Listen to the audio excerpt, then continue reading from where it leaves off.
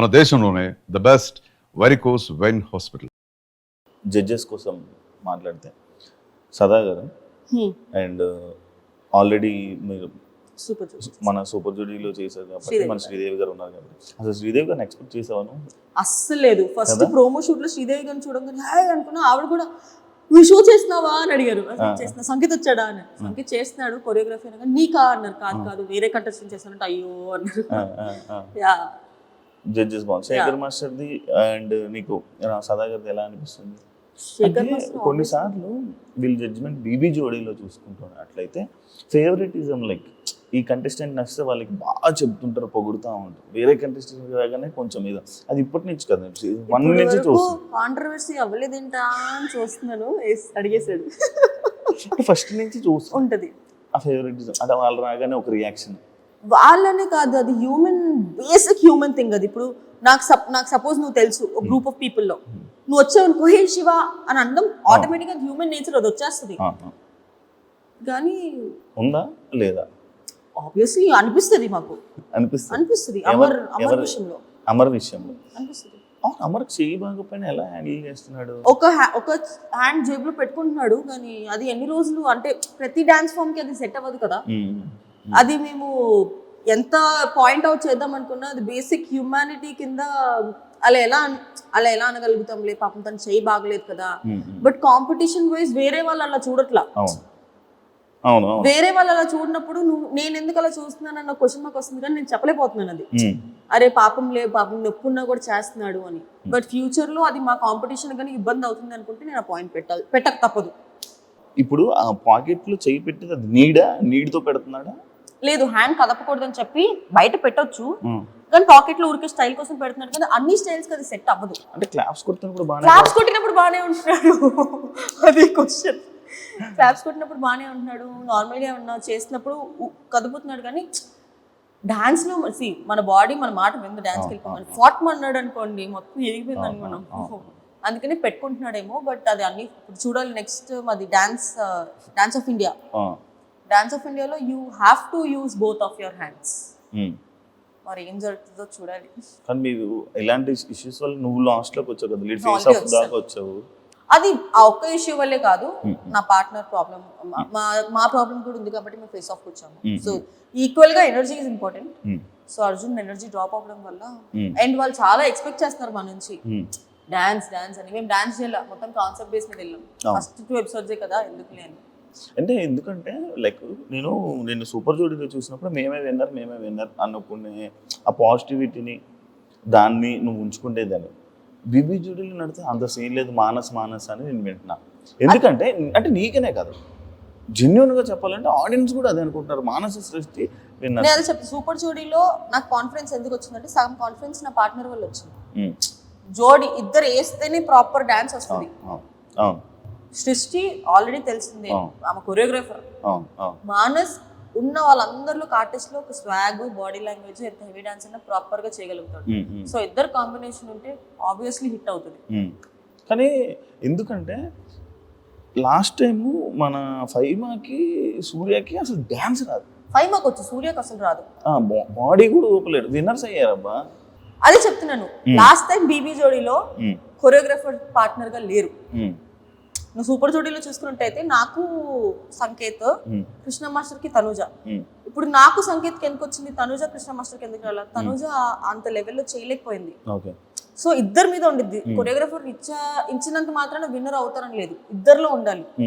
ఆ కెపాసిటీ, ఆ క్యాపబిలిటీ మానస్లో కనిపించింది కాబట్టి నేనే నేను వాళ్ళకు కూడా చెప్పేసారు ఈ సీజన్ నువ్వే గెలుస్తావు మానస్ అని. రియాలిటీ రూమ్ ఏంటి? నేనే ఓపెన్ చేసా రియాలిటీ రూమ్. అదృష్టం కూడా నాకే. అవును. అంటే స్టేజ్ మీద నువ్వు ఏమైనా చెప్పలేకపోతున్నావు, లేదంటే జడ్జెస్ కి ఆబ్వియస్లీ జడ్జెస్ మొహం మీద మనం ఏం చెప్పలేకపోవచ్చు కొన్ని అది నువ్వు ఎక్స్ప్రెస్ చేసుకోవాలనుకున్నప్పుడు రియాలిటీ రూమ్ లోకి వెళ్ళి మొత్తం చెప్పచ్చు. అది వెళ్ళి టెలికాస్ట్ చేస్తారు. అప్పుడు జడ్జెస్ చూసి నెక్స్ట్ ఎపిసోడ్ లో మాకు చేస్తారు.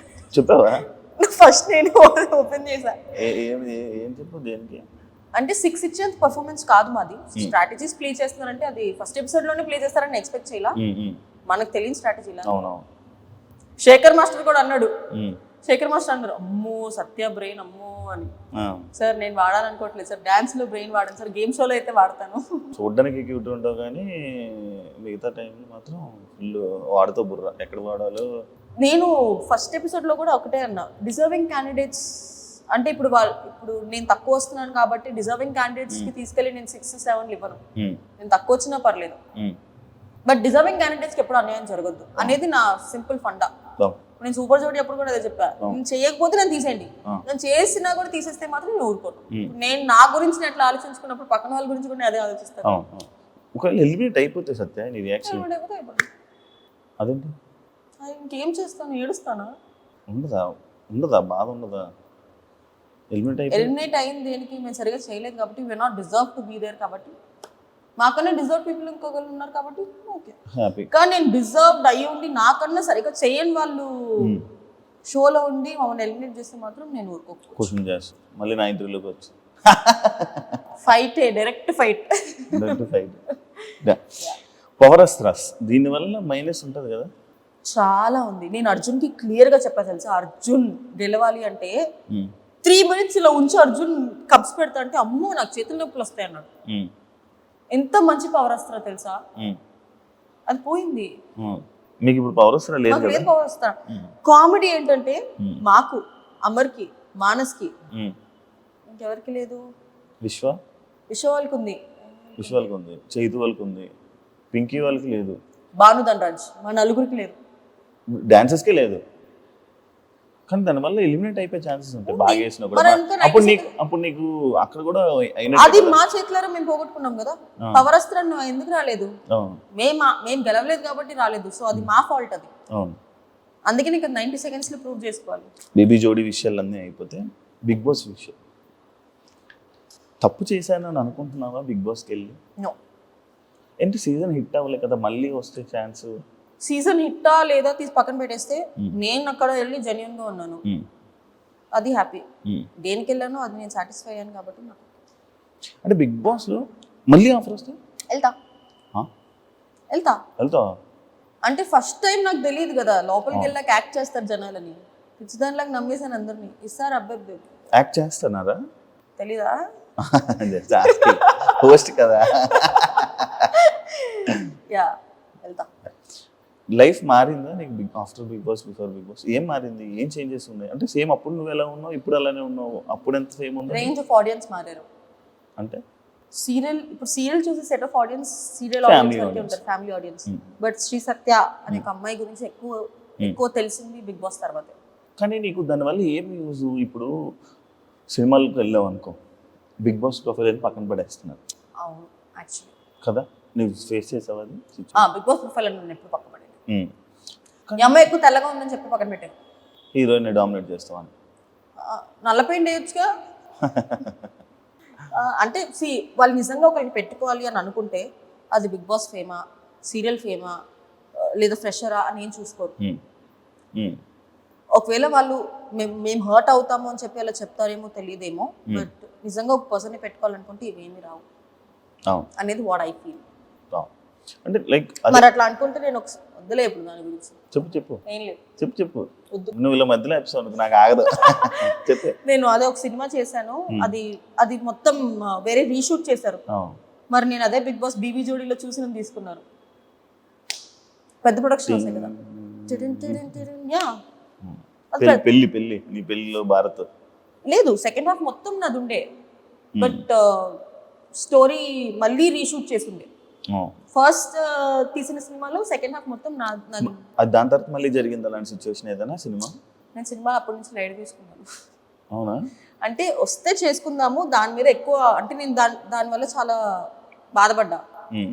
యూజువలీ నేను ఎలాంటి పర్సన్ అంటే ఫస్ట్ నెగిటివ్ అనేసుకుంటా,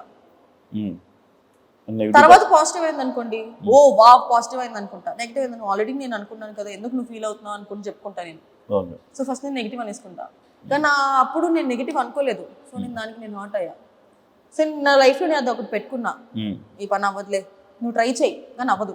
అయిందనుకో హ్యాపీ, అవ్వలేదనుకో నువ్వు ఆల్రెడీ అనుకున్నావు కదా సర్లే వేరే దానికి వెళ్దాము, ఆ mind set. And for more videos, please subscribe to iDream. Please subscribe to iDream. Please subscribe iDream. And please subscribe to iDream. For more videos, subscribe to iDream. Please like, share, and subscribe to the channel. Congratulations, iDream. subscribe to iDream. Subscribe to iDream. So subscribe to iDream Media. iDream ki iDream team అందరికి huge congratulations. Please subscribe iDream Media. Please subscribe to iDream. Subscribe iDream. Please subscribe to iDream. iDream అంటే నా కళల channel subscribe చేసుకున్న నోరు తిరుగుతలేదు, మీరైతే గంట గుర్తు కొట్టండి. For more such videos, please subscribe to iDream. Subscribe to iDream. Please subscribe to iDream. Please subscribe iDream Media. Please do subscribe to iDream. Please subscribe to iDream Media. For best entertainment and information, please subscribe iDream. And don't forget to subscribe to iDream.